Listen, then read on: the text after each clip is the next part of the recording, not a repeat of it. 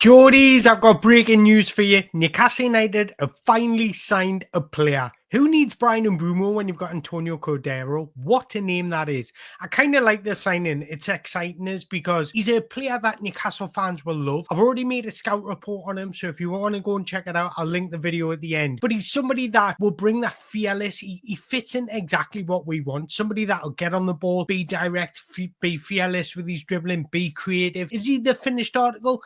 Absolutely not. But can he develop into something special? Absolutely. And I've got no doubts that if he can reach his potential, Newcastle fans will absolutely adore him. So it looks like we've announced our first signing, and he will join on the 1st of July following his contract expiring at Malaga. Now, it looks like he will be going out on loan, and I've been trying to sell him to PSV or Feyenoord because I know they're looking for a winger. So I've been trying to say, sign this guy, because I think that would be the perfect move for him, because he can learn on the job with a club like that. You'll be playing in a team that dominates possession, so you'll be able to get on the ball, try things, work out what does work for him, work out what doesn't work for him. But he'll also gather valuable Champions League experience, and that's what we want. Somebody that can go in a team like that and be brave, make mistakes, learn on the job, and then come back with a bit of experience. And I think it would be absolutely perfect low move for him. Do you know what I do like about him? He's got a nice name, Antonio. What a name that is. That's a name that just comes off the tongue, doesn't it? It's beautiful. Antonio Cordero, definitely going to be, well, hopefully he's going to be an ideal signing and a positive signing going into the future. But I feel like these are the players that we should be buying, that we should be looking to the future for, because our spine of our team is brilliant. Anthony Gordon on the left, Alexander Isak up front. We're three midfielders. We're spining with defenders. So we're spining with teammates. It's about adding on to the jigsaw puzzle. And I kind of feel like his elements, the way he plays, fits in exactly what Eddie Howe wants. Now, I'm not saying it's going to be guaranteed success, because every signing is a risk. And for signings, the majority of reasons why signings don't work out, it's not because of ability. It's more because he doesn't settle into his environment. If you get a player comfortable in their environment, they will thrive. But the importance of doing transfers early in the market is massive, because if you sign them a day before the Premier League season starts, they haven't had time to settle, and that's pretty much when signings go wrong. You need to bring them into an environment. They need to learn their teammates. You've got to think, right, when you go into a dressing room that's already established, you're walking into a dressing room and players will feel each other out. What's he like? Can he handle a bit of banter? Like, that sort of thing goes on in a dressing room, and first impressions in football is absolutely massive. So you need to bring players in early so they can learn the teammates, learn how they play, learn how they live their life, and then you build relationships off there. Once you build that relationship, the chemistry happens on the pitch. So that's the importance of bringing in players early. So I want to spend this video talking about transfers, because I didn't want to make a video on this player because I didn't believe the transfer, but now I've seen more and more people speak about it. So I thought I would talk about it, and that is Moise Kean, currently at Fiorentina. So Newcastle are very interested in the Italian striker, but they won't pay his £40 million release clause. Then it goes on to say Newcastle United are in the market for a striker this summer, with increased squad depth vital to improve the hopes of competing in the league, defending the Carabao Cup, playing in the Champions League, and trying to get far in the FA Cup. So it is important that we're bringing a striker, because even if we keep Callum Wilson, we're seeing at the back end of the last season, he's not up to the task. So we do need a striker to come in. And if we're going into Serie A, there's a couple of players I do really like that could be a very good understudy to Alexander Isak. Now, with Moise Kean came, he would bring a lot of qualities that I do want and like in a striker. This season, he scored 19 Serie A goals, provided 3 assists. He's also scored 5 in the Europa Conference League. And one thing I will say is, don't let his time at Everton define him as a player. Just because a player doesn't work out with one club doesn't mean it won't work out in another club. He was very inexperienced. Everton weren't in a great place. So when you put a young player in not a good environment, it's a recipe for disaster. If this transfer was to happen, I don't know how credible it is, but if it was to happen, then he would be coming into a Newcastle United side that has got an incredible environment. I actually think we've got one of the best squad dynamics in the Premier League, but the hype around Moise Kean when he was coming through a youth level was insane. His profile is actually insane. He's big, he's physical, he's quick, he's good in transition moments, he's strong, he's powerful, he's good technically with a little bit of refinement needed. When you look at him and the profile he's got, those are very, very good elements to work with. So I'm not surprised that Eddie Howe would like to work with a player like this. Eddie Howe's proven that he can improve players technically and tactically. When you bring in a player that's got the elements to improve, that's just half the job done already. So what are his key strengths? Well, he's got explosive speed, he's excellent mobility, he's strong, and he's versatile. I prefer him centrally, either as a second striker or a striker, but he has the ability to play out wide. Now, why I think he would actually fit our system is because he's a threat in transition moments and he's very good inside the box. He's got the ability to score with both feet and he's got natural instincts inside the box. One of his biggest strengths is his ability to play on the counter-attack.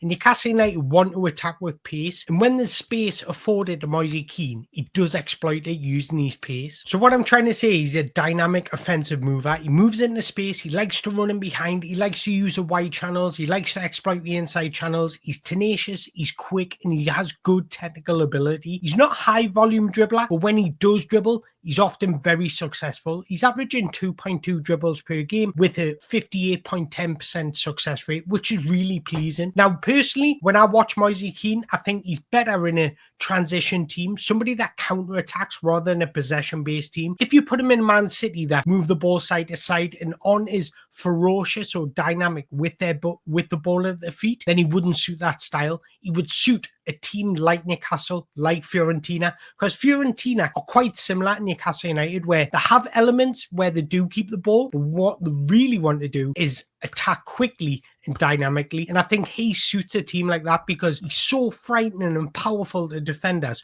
when he gets moving. Now, there is some weaknesses to his game as well because he's not the finished article and sometimes his hold of play can be lacking. He doesn't get involved in the game as much. You won't see him being that possession based where he drops deep, links up playing, recycles possession. That's not his game. He's on the last man, looking to get in behind, looking to exploit space and really drive. When he gets a ball, he's really fearless and wants to attack the opponent. So his distribution isn't really effective. So that would need a little bit of working with. He's good when he's holding up the play, using his body, backing into defenders. He's got a nice, strong build. But when it comes to using that as well as having the technical ability, sometimes he's not efficient enough. He shows signs of excellent finishing. When you watch him, you think sometimes he shows brilliant signs, but his decision-making can be hasty at times, leading to missed opportunities or incorrect passes in the final third. That's another thing. You'll not get much creativity from him. He hasn't got that key eye for a pass. He's the one that wants to get into the penalty area, and he's a high-volume shooter. I do like that in a striker, but sometimes they need to learn when to release the ball, when to have a strike. So while he's got good goal-scoring numbers this season, 19 goals in the Serie A this season, he can improve his consistency in finding the back of the net. Another thing I will say is that you can't judge a player off one season because for example, look at Michu, who came up with Swansea and absolutely bullied the Premier League for one season, moved to Napoli, and then we never heard of him again. So you can't buy a player just off one season, is my thinking. And I always think that. So you've got to involve his time at Juventus and his time at Everton. Now, when he was at Everton, he was very, very young and inexperienced and incredibly raw, and he's still raw now, but there is good elements to work with because his game has matured, is what I'm trying to say. So to get the best out of Moise Kean, he thrives in more direct counter-attacking system like Fiorentina, like Newcastle, and when he was at Juventus, he struggled in that possession-based system. So he has some statistics this season, and as you can see, progressive carries, he doesn't do it much, but when he does it, he's quite successful. Same with his take-ons. What he tends to do is he doesn't have those tricks and flicks.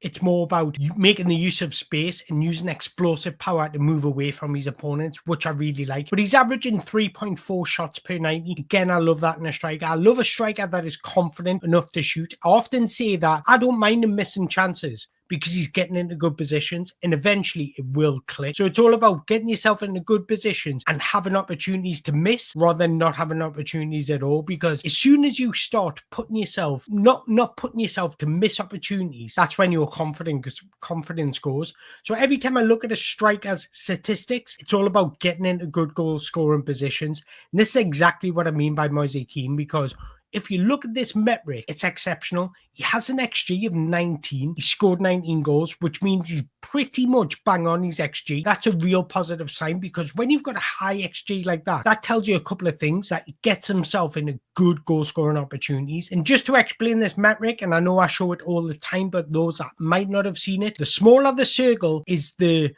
lower XG, so the opportunity isn't very good. So the higher and bigger the circle is a very, very big opportunity to score. And as you can see, it's quite pleasing. Takes his shots quite centrally. I would like him to improve those shots from outside the box, because sometimes you watch him and you're like, why did you do that? Why did you just get the ball and shoot from there?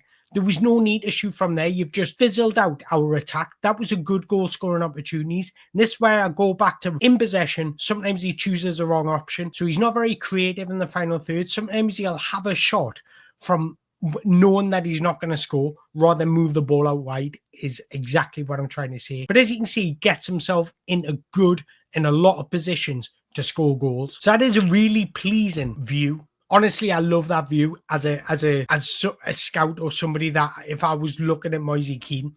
Now, one thing I will say is I've heard people asking for Dusan Vlahovic from Juventus. Now, he's got 1 year left on his contract, so you can get him on the cheap, 20 million, but his wages is exactly what will be putting teams off, because he's earning about £220,000 a week. I don't think Newcastle United would pay that many wages, because as soon as we offer somebody £220,000 a week, you'll have Alexander Isak knocking on the door. I want a new contract. You'll have Bruno knocking on the door. We got us in the Champions League. I want a pay rise. You'll have everybody else knocking on the door saying, why is he getting paid that, even though he's done nothing for this club and just arrived now? And that's probably why we're backed out the Umbremo deal, because if it's rumours are to believe he's getting north of 200k a week, I'm not surprised that we didn't put a bid in, because they are not wages that we want to be spending. And when you compare Moise Kean to Vlahovic this season, as you can see, Moise Kean has been far better. He's outperforming him in every single statistics. But again, I don't like to judge player off one season. This is why I don't think we'll sign Moise Kean, because sometimes a player can just have one special season where it's just a moment in time where they do thrive, and he suits Fiorentina. That's why I think he would kind of suit what we do, because we're a threat in transitions and he's at his best in transitions. So I don't know. Let me know in the comments below. But there's one more guy I want to talk about, because it's come out. Roony Bardghji is not going to agree a new deal at Copenhagen. His deal runs out in December 2025, so he would come in as a free agent. And I kind of feel like signing him on a free is a low risk, high reward type of signing. And it's kind of the profile we don't have at the club. So he's played 84 times for Copenhagen at senior level. He scored 15 goals, provided 1 assist. But I will say most of those games have come off the bench, so you've got to remember that. He's 19 years old and he would be a free signing. The beauty about signing a young player with potential at 19 years old, his value won't drop. So even if he comes to Newcastle and it doesn't work out for whatever reason, you're going to make a profit on him, because what tends to happen is clubs elsewhere, managers elsewhere can think, I can get a tune out of that guy. Look at players that haven't worked out with specific clubs, moved elsewhere, because there's always a manager that feels they can get the best out of a player. So when it comes to a 19-year-old that's already got high hype about him and potential, then you're not going to miss out on any money. He can develop into a special talent as well. We've seen him with Copenhagen. He has moments of brilliance where you think, wow, there's a player in there. So he offers a nice profile that we don't have. Technically gifted. He's got that nimbleness about him. He likes to jinx in and out of challenges. He's got that sort of dribbling style. He's creative. He's got exceptional composure and ball retention skills under intense pressure. He's capable of operating between the lines. He's got wonderful low center of gravity. When he plays on the right wing, he likes to cut inside onto his favourite left foot, where he can create and shoot, acting as an inverted winger style. He's got wonderful close control, sharp touches that to jinx past defenders. Now, he has played every single game on the right wing. Now, judging by his profile and the attributes that he possesses, that comfortable between the lines, that ability to find pockets of space, receive the ball on the half turn, I can see him playing as an attack midfielder as well. So I've got no doubt that he could play as an attack midfielder as well as a right midfielder. So he would offer Newcastle that tactical flexibility that we don't have at the moment. When we struggle to break down low blocks, can we go to a 4-2-3-1 instead of a 4-3-3 and play with a little magician, a little somebody that can spark a bit of majestic into the play like Roony Bardghji? And what do I often say? Profiles and partnerships make a successful team. It's not about signing the best players, the Lamine Yamals of this world. Yes, I would love them. Absolutely, I would love them. But profiles and partnerships make a successful team. And we've seen that with Newcastle United. We put in profiles that complement each other. Bruno, that's a workhorse. His energy off the ball is absolutely extraordinary. And then you've got Joe Linton, who's that physical beast that will fight for the ball. And then you've got Tonali, who's also got that unbelievable engine on him, as well as that technical ability. Same with Bruno. So those profiles complement each other. Now, we've also got Jacob Murphy that complements Alexander Isak, surprisingly, but he does because he's the type of player that's unselfish. And Alexander Isak needs somebody that'll create for him. And I think Roony Bardghji could do that as well as Jacob Murphy. So it's all about building profiles and partnerships. And when you have Roony Bardghji at right wing, if you've got an inverted right winger, you need an offensive fullback, and that is exactly what Tino Livramento does, because that allows your winger to come inside, and then you've got your right back that offers you width. And that's exactly what Tino Livramento does. So the profiles are all there for Eddie to build on, is exactly what I'm trying to say. So I want to hear your thoughts. Is that somebody that you would welcome St. James's Park? What do you make of the Moise Kean news? And also, there's a couple of players in Serie A that I'm starting to really like. Ange Bonni is being one of them. Santiago Castro of Bologna. He reminds us of a Lautaro Martinez type of player. Some small but a little bit robust, that's technically very good, that's sharp, that's short bursts of movements. I love that type of striker. Santiago Castro can certainly bring that. So I think that's the type of profile we should be looking at as well. But I want to hear your thoughts. Is there any strikers out there that you would like to come in as a second option, Alexander Isak? Because we've got a lot of games next season and we don't want to burn out Alexander Isak, but want enough quality to come in and do a job when Alexander Isak needs a rest. So let me know your thoughts in the below. If you've enjoyed this video, make sure you hit that like button, hit that subscribe button, and until next time, away the lads.